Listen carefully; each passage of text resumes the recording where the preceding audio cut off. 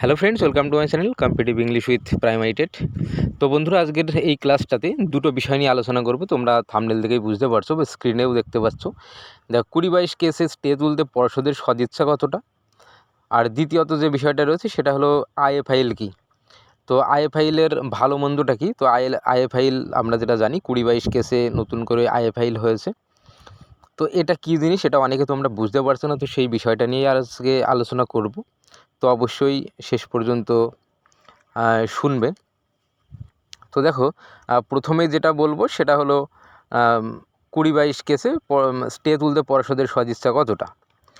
তো দেখো, তো একেবারে প্রথম একটা ওয়ার্ডে যদি আমি উত্তরটা বলি তাহলে পর্ষদের সদিচ্ছা একদমই নেই। তো কেন কথাগুলো বলছি সেটাও আমি অবশ্যই বলবো, এবং তার পাশাপাশি আরও একটা বিষয় যেটা রয়েছে সেটাও আমি বলবো। মানে পর্ষদের সদিচ্ছা না থাকলেও পর্ষদ কিন্তু এখন বাধ্য হয়েছে, পর্ষদকে কিন্তু স্টে যে কোনো উপায়ে তোলার ব্যবস্থা কিন্তু করতেই হবে। আর আশা করা যায় আগামীকাল স্টে কিন্তু উঠে যাবে। তো যাই হোক, তো অবশ্যই শেষ পর্যন্ত শুনবে। তো দেখো, পর্ষদের একেবারেই সদিচ্ছা নেই বা ছিল না এতদিন। যদি এতদিন থাকতো, কারণ পর্ষদ যেহেতু ওখানে মেন পার্টি রয়েছে, পর্ষদ রিক্রুটমেন্ট বডি, তো পর্ষদ কিন্তু এতদিন সে ব্যবস্থা ভালোভাবে করতে পারতো যদি রিক্রুট তাড়াতাড়ি করার একটা চিন্তাভাবনা থাকতো। তো দেখো, তো শেষমেশ কেসটা লিস্টেড হয়েছে। ইভেন আজকেও হিমা কোহলি ম্যাম কিন্তু বসেছেন, যেটা শোনা যাচ্ছিল 11 তারিখে উনি বসবেন না। তবে যাই হোক, যেটা দেখা যাচ্ছে উনি কিন্তু আজকেও বসেছেন। তো আগামীকালও অবশ্যই বসবেন, নো ডাউট। কেসটা লিস্টেড হয়ে গেছে 12 তারিখে। তো দেখো, তো এই মুহূর্তে দাঁড়িয়ে পর্ষদের যে কিছুটা সদিচ্ছা হয়েছে বা পর্ষদ একেবারে ঝাঁপিয়ে পড়বে আগামীকাল, পর্ষদ একেবারে সর্বোচ্চ পর্যায়ের আটমোস্ট স্টেজের লড়াই তারা কিন্তু দেওয়ার জন্য পুরোপুরি রেডি রয়েছে। ইভেন পর্ষদের আমি কিছু বিষয় তুলে ধরব। দেখো, পর্ষদ অবশ্যই এর আগেও সুপ্রিম কোর্টে যে 20-22 কেসের বিষয়ে তারা কিন্তু দুটো প্রেয়ার কিন্তু দিয়েছিল। তোমাদের অনেকেই মনে থাকবে, আমি এই বিষয়টা কিন্তু এর আগে তুলে ধরেছিলাম।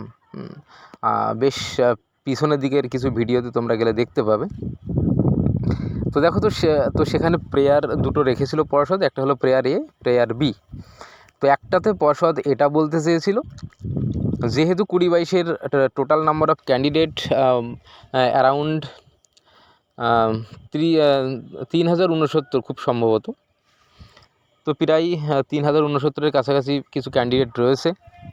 তো সেই কারণে পর্ষদ তাদের দুটো প্রেয়ারের মধ্যে একটা প্রেয়ারে পর্ষদ জানিয়েছিল যে তারা 3069টা সিট তারা কেটে রাখবে 11,765 থেকে, দিয়ে যে সিটটা পড়ে থাকবে সেই সিটে নিয়োগ করে দেবে। তো এটা পর্ষদকে পর্ষদ কোর্টকে এটা জানাবে বা জানিয়েছিল, এমন একটা বিষয় তারা লিখিত আকারে প্রেয়ার কিন্তু জানিয়েছিল।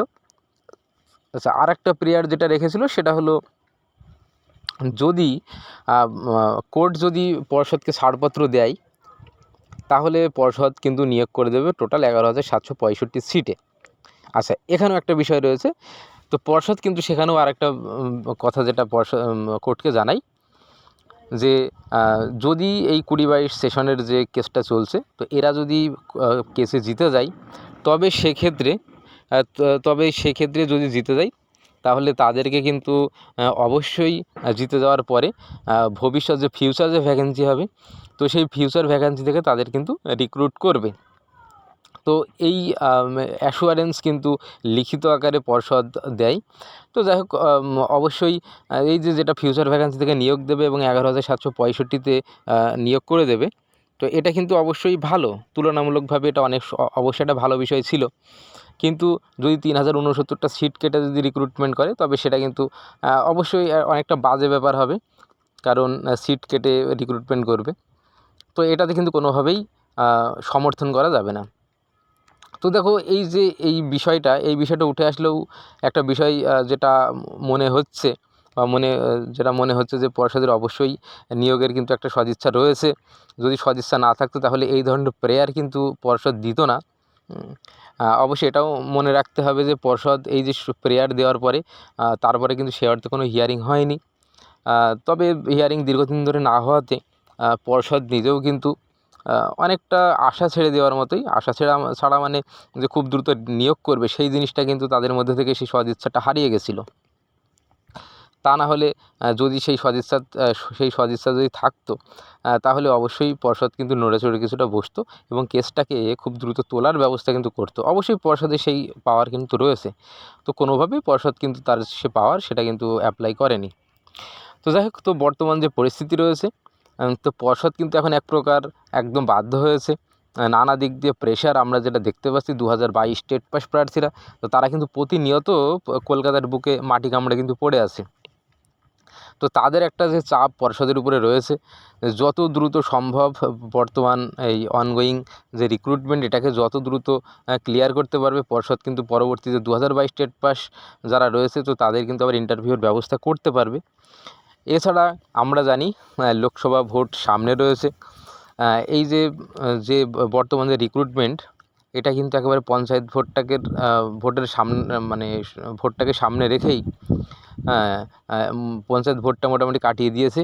তো সামনে লোকসভা ভোট রয়েছে, লোকসভা ভোটের আগে কিন্তু অবশ্যই এটাকে ক্লিয়ার করতে হবে, তাছাড়া কিন্তু কোনোভাবেই সম্ভব না। আমরা জানি মার্চের ফার্স্ট উইকের দিকে কিন্তু ভোটের ডিক্লারেশন রয়েছে, যেটা এর আগে আমরা জেনেছিলাম, নির্বাচন কমিশনার কিন্তু এটা জানিয়েছিলেন। তো সেই দিক থেকে অবশ্যই এই যে রিক্রুটমেন্ট, এটাকে কিন্তু তার আগে শেষ করতে হবে। তো যদি কালকে উঠে যায়, যদি কালকে স্টেটা উঠে যায়, আর যেটা বলা হচ্ছে, পর্ষদ কিন্তু অবশ্যই ভীষণভাবে চেষ্টা করবে যেন উঠে যায়। আর এই যে আমি যে বিভিন্ন প্রেয়ারের কথা বললাম, এইসব প্রেয়ারগুলো পর্ষদ অবশ্যই কালকে কিন্তু কাজে লাগাবে। এছাড়া আশা করা যায় পর্ষদ অবশ্যই, যেটা বললাম যে ফিউচার ভ্যাকেন্সি থেকে নিয়োগ দেওয়ার যে বিষয়, ফিউচার ভ্যাকেন্সি থেকে নিয়োগ দেওয়ার যেসব বিষয়গুলো রয়েছে সেসব বিষয়গুলোকেও তুলে ধরবে। আর আফটারঅল একটা বিষয় যেটা সবথেকে তাৎপর্যপূর্ণ, যদি স্টেটা যদি উঠে যায়, তাহলে তো কোনো প্রকার প্রেয়ারকে কাজে লাগাতে পর্ষদকে হবে না। আর যদি দেখা যায় কোনোভাবে স্টে উঠছে না, তবে সেক্ষেত্রে নিয়োগ করার জন্য পর্ষদ অবশ্যই চাইবে যে ভ্যাকেন্সি কিছুটা বাড়িয়ে দেওয়ার। কারণ বর্তমান যে পরিস্থিতি, যেহেতু এনআইওএস যেহেতু বাদ চলে যাচ্ছে, তাহলে দেখা যাবে যে ক্যান্ডিডেট আরও পড়ে থাকবে, ভ্যাকেন্সি পড়ে থাকবে ক্যান্ডিডেট নিয়ে। তবে সেক্ষেত্রে আর কিছু হয়তো ক্যান্ডিডেট বাড়িয়ে দিয়ে 20-22কেও একসঙ্গে হয়তো নিয়ে নেওয়াটা, তো পর্ষদের কাছে কিন্তু খুব বেশি একটা সমস্যা হবে না।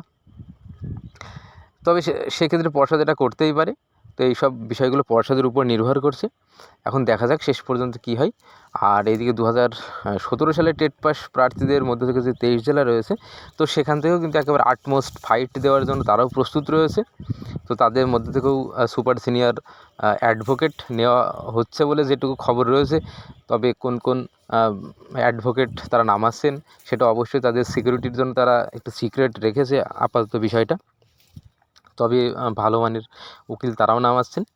তো সব দিক দিয়েই কিন্তু তারা চেষ্টা করবে আগামীকাল যেন স্টেটা উঠে যায়, বা যে কোনো উপায়ে নিয়োগটা কীভাবে নিয়োগটাকে ত্বরান্বিত করা যায় সেই পরিকল্পনা বা সেই ভাবনা চিন্তা কিন্তু করা শুরু করেছে 23 জেলা, এমনকি পর্ষদের পক্ষ থেকেও। তো যাই হোক, এই হলো বিষয়। আচ্ছা, এরপরে যে বিষয়টা রয়েছে খুব গুরুত্বপূর্ণ, এই যে আইএফআইএল বিষয়টা কি। দেখো, আইতে ইন্টারলোকুটারি আর এতে হলো অ্যাপ্লিকেশন। তাহলে ইন্টারলোকুটারি অ্যাপ্লিকেশন, আয় কথার অর্থ। তো এটা দেখো, এটা কিন্তু 20-22 কেসে এটা ইতিমধ্যে ইম্পোজড হয়েছে। তো এটা কিন্তু একদিক থেকে ভালো হয়েছে। এই যে আইএফআইএলটা যখনই কেসের ক্ষেত্রে হয়, তো দীর্ঘদিন ধরে এই কেসটা কিন্তু একেবারে বিচারের পর্যায়ে রয়েছে। 6-7 মাস কোনো প্রকার হিয়ারিং হয়নি। তো আইএফআইএল হওয়ার অর্থ এটাই, কেসটা কিন্তু একটা সময়সীমা বেঁধে দেওয়া। আইএফআইএল মানে কেসটা কিন্তু একটা সময়সীমা বেঁধে দেওয়া, কেসটা মোটামুটি 1 মাসের মধ্যে কিন্তু এর নিষ্পত্তি হতেই হবে, এমন একটা বিষয় রয়েছে আইএফআইএল। অবশ্যই সেই ক্ষেত্রে এটা কিন্তু একটা খুব ভালো একটা দিক।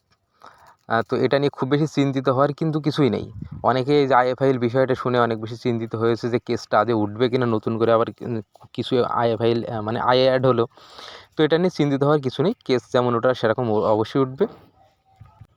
তো তোমরা শুধুমাত্র এটাই প্রে করো যে হিমা কোহলি ম্যাম আগামীকাল যেন বসে, কারণ যেটুকু খবর রয়েছে, যেটা দেখাও যাচ্ছে, হিমা কোহলি ম্যাম কিন্তু আজকেও বসেছেন, যেটুকু শোনা যাচ্ছিলো আজকে উনি বসবেন না, আজকেও বসেছেন, এটা কিন্তু খুবই পজিটিভ দিক। তো এটুকুই বলার ছিল আজ ভিডিওতে। আর এছাড়া যদি তোমাদের কিছু জানার থাকে অবশ্যই তোমরা কমেন্ট সেকশানে কমেন্ট করে জানাবে, তো আমি সেগুলো কমেন্ট সেকশানে উত্তর দেবো, অথবা যদি প্রয়োজন হয় তো সেগুলো আমি কিন্তু ভিডিও করে দেবো। দেখ বন্ধুরা, আজকে ক্লাসটা এখানেই শেষ করছি, আবার দেখা হবে পরবর্তী ক্লাসে। ততক্ষণ সবাই ভালো থাকবে, ধন্যবাদ।